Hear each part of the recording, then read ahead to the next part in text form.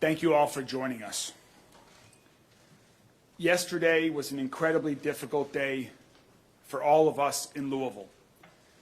I want to start by saying thanks again to everyone who pulled together to get through yesterday and to continue on today and the days ahead.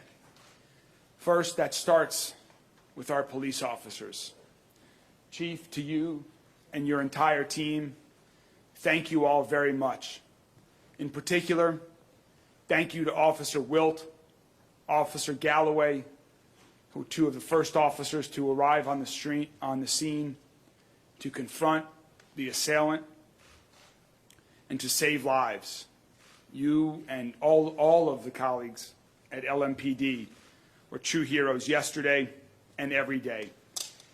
And to our other first responders, EMS, Louisville Fire Department, Jefferson County Sheriff's Office, the 911 operator at MetroSafe, who handled calls and dispatched so efficiently and well, and to our state and federal partners, thank you. And also a special thanks to Dr. Smith, to you and all of your colleagues at the University of Louisville Hospital. Thank you for saving lives yesterday and for saving lives every day. I also want to acknowledge the rest of our Metro government team who dealt with the challenges, adapted to the circumstances, and did what was asked of them yesterday to help others in our community. Thank you for embodying the best of public service. As we talk about what's happened since yesterday, I have to acknowledge the painful fact that this awful act of violence at Old National yesterday has taken another life. Late yesterday, we learned that Deanna Eckert passed. She was 57 years old. She was an employee of Old National Bank. I knew Deanna also. Deanna was a very kind and a very thoughtful person. She was a wonderful woman who will be missed. Her death means another family in mourning and adds yet another layer of tragedy to this moment. I want to briefly read a statement from Old National Bank CEO Jim Ryan, who has asked me to read this on behalf of him and his colleagues at Old National.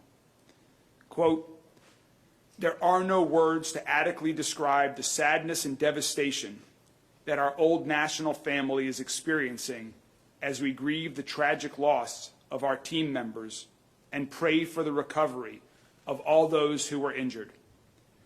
Obviously, this is an incredibly difficult situation, and our entire focus is on making sure that everyone affected has the support and assistance they need.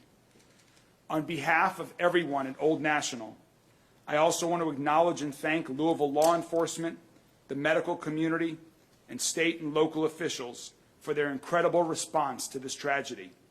And finally, we ask you to please continue to pray for all those affected." Again, that was Old National CEO Jim Ryan. Our thoughts are with the families who've lost loved ones, and we're also thinking and praying for the people who were injured in this attack, including our police officers. So for an update on their condition, I first would like to welcome Dr. Jason Smith, Chief Medical Officer at U of L Health. Dr. Smith? Thank you, Mayor. So from U of L Health and U of L Hospital, I want to send my prayers and thoughts out to all the families that were affected yesterday, both those we treated and unfortunately those we did not. An update from us, we still have 4 patients in the hospital. 2 remain in the ICU. Officer Wilkes still remains in critical condition, but we have been able to upgrade our other patient in the ICU to stable condition. The other 2 remain in the hospital being treated for non-life-threatening injuries. I want to thank my team, again, the emergency department, physicians and nurses, my trauma team at U of L Health, and all those that supported us yesterday. I also want to send a thank you to the American Red Cross.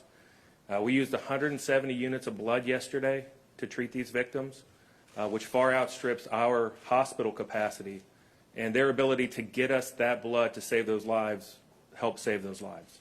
So I want to thank them for that. I'll be happy to take questions at the end of the press conference. Thank you. Thank you, Dr. Smith. Now for a brief update on some information about things that we've learned about the events and the assailant yesterday. I'd like to call on our Chief of Police, Jacqueline Gwynn Biller-Oel. Chief.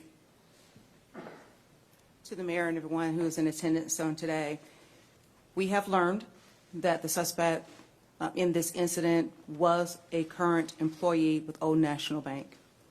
We have also learned that he purchased the weapon used in this tragic incident on yesterday on April the 4th.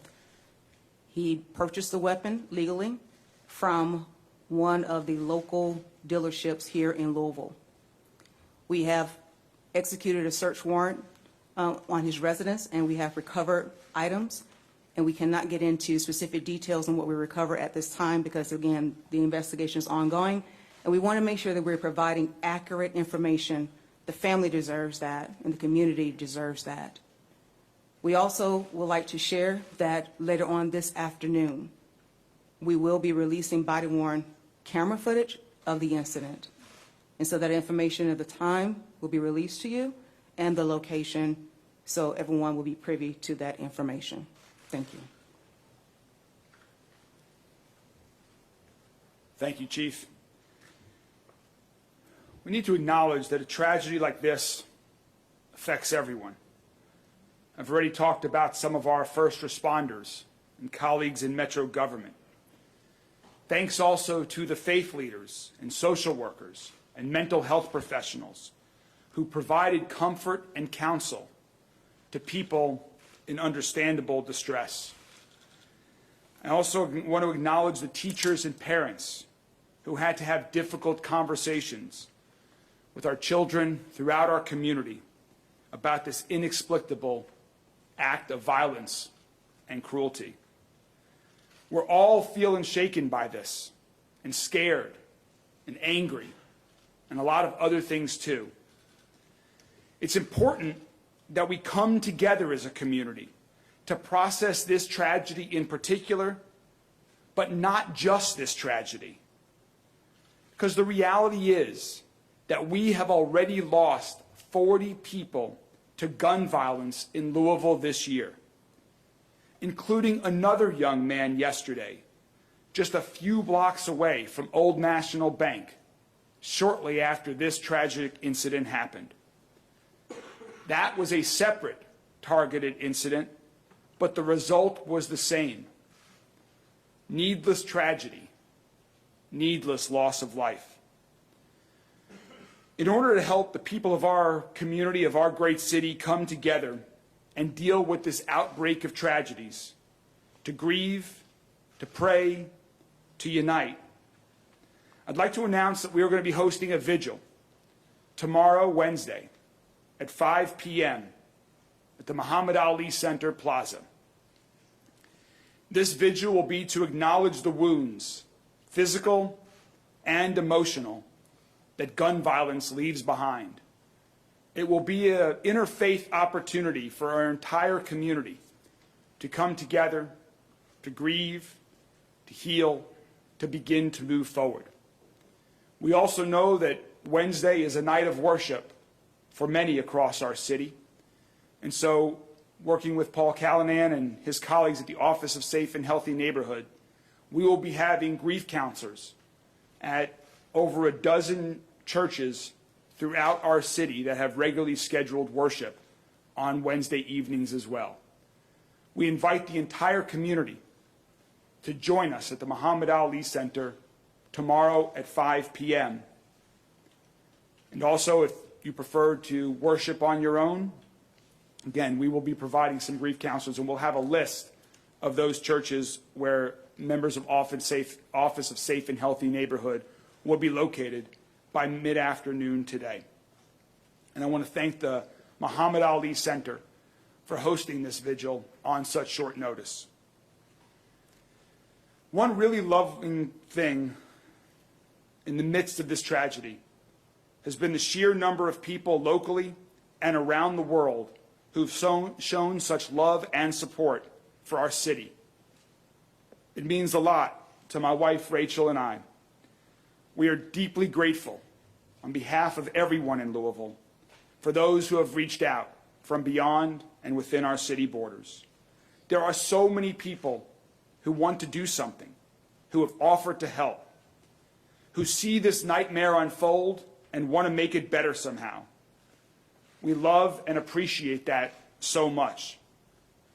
For those of you who are looking to take action right now, to show your support for the first responders who are trying to save lives, and for the victims of gun violence, one great way to do that is to donate blood. According to Johns Hopkins University, gunshot wounds require much more blood than other types of injuries. You just heard Dr. Smith talk about the amount of blood that was needed and used yesterday. He mentioned his thanks to the Red Cross. We're very thankful to the American Red Cross, so we encourage people to make an appointment to donate at redcrossblood.org. That's redcrossblood.org. We encourage everyone to donate blood, and if you can't, there are other ways to support the American Red Cross with donations or your time. So next, I'd like to call up Steve Cunanan, who's CEO of the Louisville Red Cross. Steve? Thank you. Our thoughts and our deepest sympathies are with the people of Louisville and those that have been impacted by Monday's tragic shooting. At the request of local emergency management on Monday, the American Red Cross Louisville area chapter and its volunteers helped support a family reunification center. The Red Cross continues to work with local authorities and their community partners and is helping to provide aid and assistance to those people affected by this tragedy. At this time, the American Red Cross is working closely with the University of Louisville Hospital, and as Dr. Smith has mentioned, we have provided more than 170 units of blood products to the hospital to treat those that have been affected by this. The Red Cross stands ready to provide additional blood and blood products upon the request. And as the mayor has mentioned, volunteer blood donors are needed each and every day to help save lives. This tragedy illustrates that it's the blood that's already on hand and on the shelves that helps during an emergency. Type O negative is the universal blood type, and that is what the emergency room personnel use and what they reach for when they don't have time to determine a blood type, and that's one of the types that is needed most. The American Red Cross is grateful to all those donors who generously give blood throughout this country.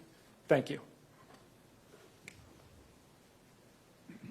Thank you, Steve, to all you and all of your colleagues at the Red Cross. There's one more topic that we need to talk about today, and that's guns. Yesterday's tragedy brings us to 40 people who've been shot to death this year in our city. That level of gun violence is beyond horrific, and it's beyond anything we can and will accept in our community. Our police did a heroic job yesterday and every day. And we are already doing a lot to reduce the amount of gun violence in our city and make Louisville safer. We're investing in neighborhoods and in people who have been overlooked for generations, so every child has an opportunity to succeed and pursue their hopes and dreams. We're going to invest more in mental health care. We're working to make universal pre-K a reality. Workforce development initiatives for young and older adults alike. These are all important. These are all also long-term solutions. We have to take action now. We need short-term action to end this gun violence epidemic now, so fewer people die on our streets and in our banks and in our schools and in our churches. And for that, we need help. We need help from our friends in Frankfurt and help from our friends in Washington, D.C. This isn't about partisan politics.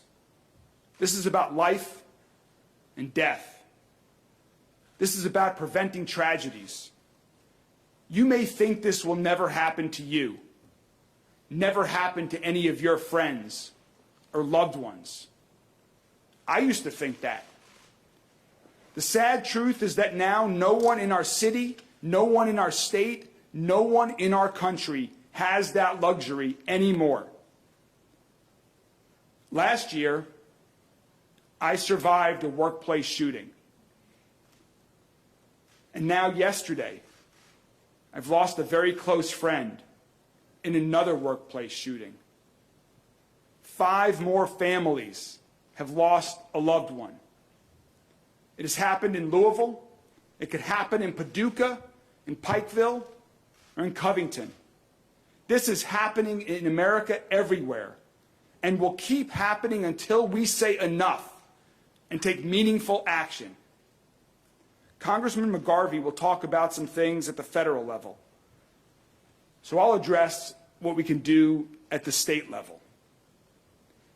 I have 2 requests today for every Kentucky state senator and every Kentucky state representative who wants to join me in reducing the amount of gun violence in Louisville. First, if you support police officers like Officer Wilt and Officer Galloway, who heroically ran into a barrage of fire from a waiting assailant with an assault rifle, if you support local decision-making to address local issues, if you want to help our state's largest city thrive, please give Louisville the autonomy to deal with our unique gun violence epidemic. Let us, the people of Louisville, make our own choices about how we reduce gun violence in our city. Other communities should be able to make the policies that work for them. Let us implement policies that work for us. So please change our state law to let Louisville make its own decisions about reducing the amount of illegal guns on our streets and gun violence that is killing far too many people in mass shootings, in individual shootings, in any shootings. Let me be clear. I don't care about finger pointing. I don't care about blame. I don't care about politics. I'm only interested in working together with our state legislators to take meaningful action, to save lives, to prevent more tragic injuries and more death. Arguing is not a strategy. Doing nothing is not a strategy. It's not a solution. The second thing, and to those in the national media that are joining us here today, this may be even more shocking than it is to those of us locally who know this and are dealing with this. But under current Kentucky law, the assault rifle that was used to murder 5 of our neighbors and shoot at rescuing police officers will one day be auctioned off. Think about that. That murder weapon will be back on the streets one day under Kentucky's current law. My administration has already taken action to remove the firing pin before turning confiscated guns over to the state, because that's all that the current law allows us to do. That's not enough. It's time to change this law and let us destroy illegal guns and destroy the guns that have been used to kill our friends and kill our neighbors. I know every member of the state legislature, like everyone else in our state and in our country, is horrified by what we saw yesterday, by what we see in other cities around the country. None of us wants this to happen again. None of us wants this to happen in our neighborhood, but it will keep happening. That's why we have to do more than what we've already done. Let's change the state laws that would make me a criminal for trying too hard to stop the real evil criminals who are taking other people's lives and who are eager to make a spectacle of mass murder. The laws we have now are enabling violence and murder. It's time to change those laws to save lives and keep our people safe. To those in the Kentucky State Legislature, let's work together. I look forward to working with you on this. Now, I'd like to welcome Congressman Morgan McGarvey.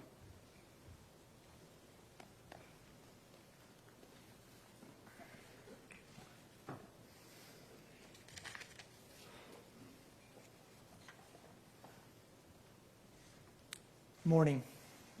Thank you to Mayor Greenberg and your team, Rachel, for your leadership through this. I'm not here today simply as a congressman. I am a lifelong Louisvillian, born and raised here, and my heart hurts.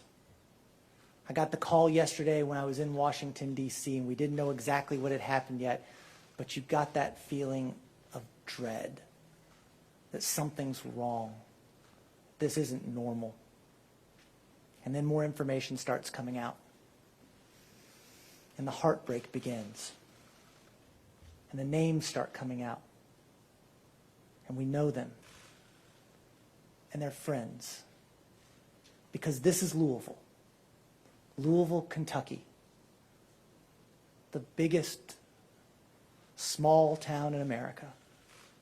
We call it Louisville Village because really and truly everybody knows everybody. We are not 7 degrees of separation from people in Louisville. We are 1 degree of separation from people in Louisville. When we ask you what school did you go to, we mean high school. I went to Manual High School. My mom went to Wagner High School. Louisville is my home. And we are hurting. This is an unimaginable tragedy for our community. As Mayor Greenberg mentioned, Deanna Eckert passed away last night, a truly lovely woman. Jim Tutt is no longer with us. Josh Barrick is no longer with us. The woman who was the maid of honor in our wedding and for whom we are the godparents of 2 of their children, called me yesterday from the Barrick's house and said, "I'm with Jessica Barrick. She hasn't heard from her husband. Can you find out if he's alive?"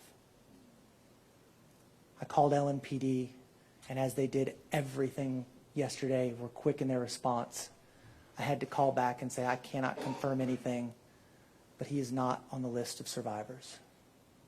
And she had to tell their 2 small children that their father would never come home from work.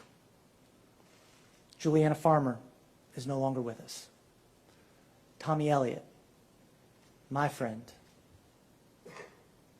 is no longer with us. Because it's Louisville, I didn't just know Tommy, I knew Tommy well. His wife even worked with my wife for a time at a company here in town. Their lives have been forever changed. The people who knew them are forever changed. Our community is forever changed. I am so grateful to the quick response of the Louisville Metro Police Department. Chief, your team was incredible yesterday. To run headfirst into that gunfire, without question, saved lives. It also changed lives. Officer Wilt, as we know, is fighting right now after being struck in the head by an AR-15 round on his 4th ever shift as a police officer.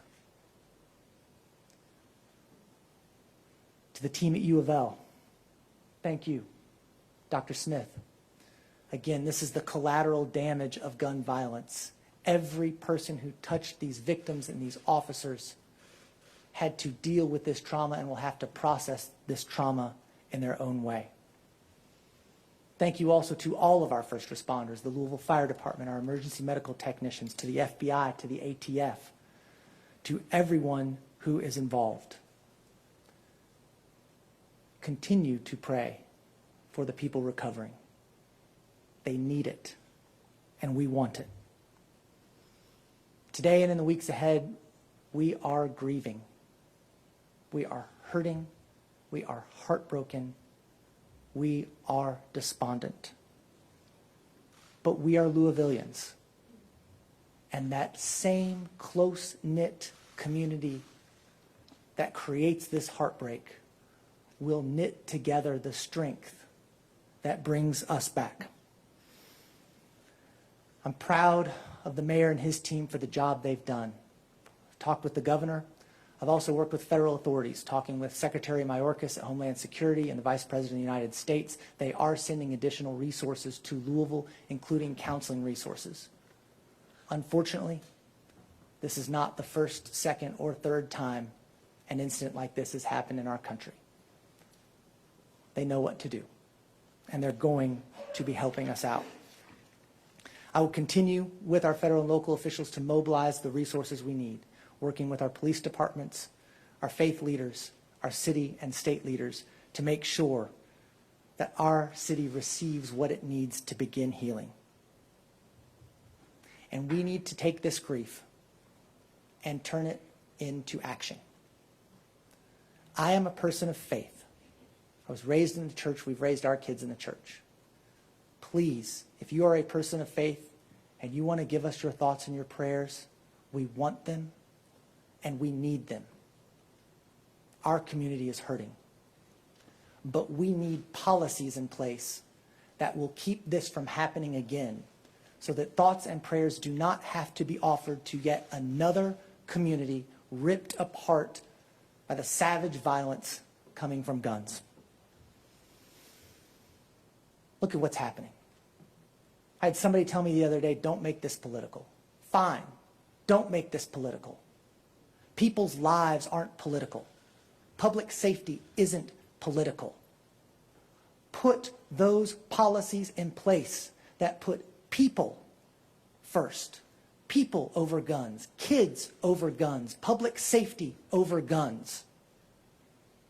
Because that is what we need to address this problem. I'm an optimist. Maybe to be a Democrat in Kentucky, you have to be. But I have seen us come together in the state legislature where I served before being elected to Congress, working with some of my conservative colleagues to introduce crisis aversion rights retention laws that would help temporarily remove firearms from people in crisis. This investigation is dynamic, it is ongoing. But we know this shooter purchased an AR-15 rifle on April 4th. We know he left a note. We know he texted or called at least one person to let them know he was suicidal and contemplating harm. But we don't have the tools on the books to deal with someone who is an imminent danger to themselves or to others. We can do this. We can come together at the federal level, working with each other to solve this problem, which is impacting all of us in a uniquely American way. And get universal background checks so that people who shouldn't have a gun can't buy one. That we are taking weapons of war off of our streets. That we are helping people who are in crisis. That is not a political issue, but it becomes one when Kentucky Republicans would rather ban books and pronouns and then make Kentucky a sanctuary state for weapons. We are hurting. And no matter what policy we pass, no, it will not bring back these people. This will not bring back our friends, our neighbors, and our loved ones. We will continue to get the resources for our community that we need. And we will continue to work to make sure that we have the policies in place that keep other families, other loved ones, other kids from going through this tragedy again.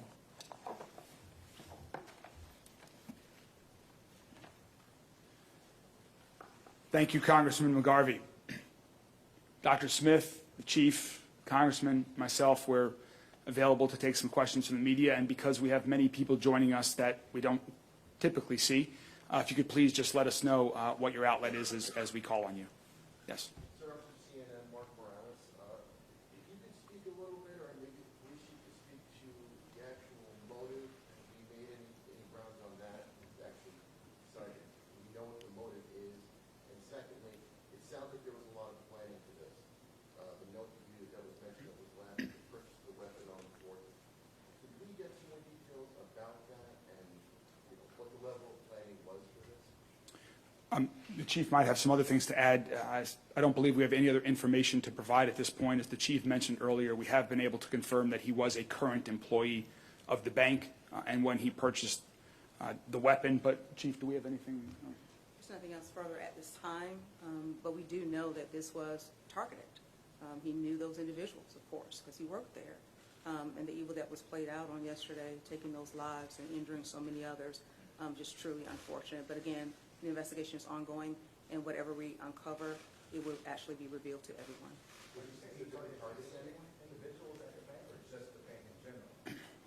We don't have an answer to that yet, Mark. We don't know.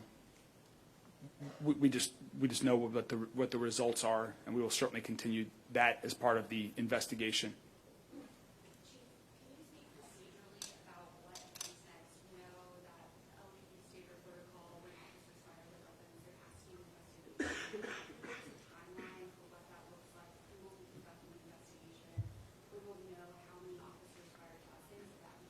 Yes, and I have my colleagues here who have been done an extraordinary work in helping me on yesterday. So I would like to highlight Lieutenant Colonel Kroll come up and just share because he's over the investigation, and I think it's appropriate for him to give that. Thank you. So at this point, because of the complexity of the scene, we made the determination yesterday to segment the internal shooting where between the shooter and the employees to a homicide investigation, and then the public integrity unit will be the external shooting incident, which was between the suspect and the officers. So there's two separate investigations going. Louisville Metro Police will be handling the public integrity unit and the homicide investigation. We discussed it with KSP yesterday and determined that was the appropriate route for us to keep it within our own structure there. As far as number of rounds or any specific information, it's going to be quite some time before we're going to share any kind of specifics that would, taint the investigation one way or another.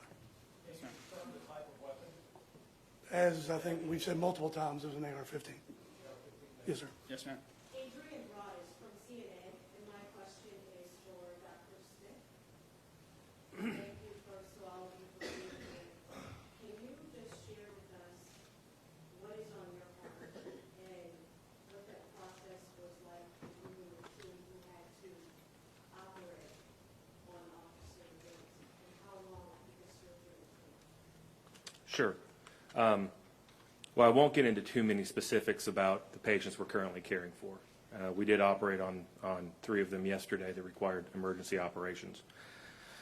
My team were absolute professionals. We trained for this. It's very difficult to be able to process what's going on during that time. And so the training that we do with our emergency department nurses and physicians, our surgical services, our trauma teams, the blood bank, all of that makes a huge difference in being able to save those lives because we have to act quickly. But I'll be honest, caring for 3 shooting victims, plus the other that came in, is not an infrequent day for us. And the events surrounding this made this obviously much more difficult. But to be honest with you, we barely had to adjust our operating room schedule to be able to do this. That's how frequent we are having to deal with gun violence in our community. I'll tell you personally, I'm weary. I've been in Louisville for 15 years, all of it at University Hospital. For 15 years, I've cared for victims of violence and gunshot wounds. And people say I'm tired, but I'll be answered. It's more than tired. I'm weary. There's only so many times you can walk into a room and tell someone they're not coming home tomorrow. And it just breaks your heart. When you hear someone screaming, "Mommy," or "Daddy," It just becomes too hard day in and day out to be able to do that. Now, my team is fantastic. They're absolute professionals and they're wonderful. But sooner or later, it catches up to everybody. You just can't keep doing what we're doing because you just can't keep seeing these lives lost. You can't keep seeing all the people with these horrific injuries coming through the door without doing something to try and help them. And I don't know what the answers are. I'm a doctor. I don't know what the answers are. But to everyone who helps make policy, both at state, city, federal, I would simply ask you to do something. Because doing nothing, which is what we've been doing, is not working. We have to do something. Because this is just getting out of hand across our city and across this great nation of ours. Sorry.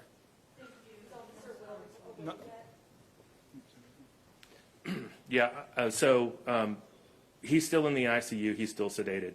And I apologize. I am not going to release any other information for the patients that we're still taking care of. Still in critical, you said yesterday the next 24 hours are going to be very intense. Is that still the same stance today? Yes, so he's still in critical condition in our ICU. He's being treated by our neurosurgery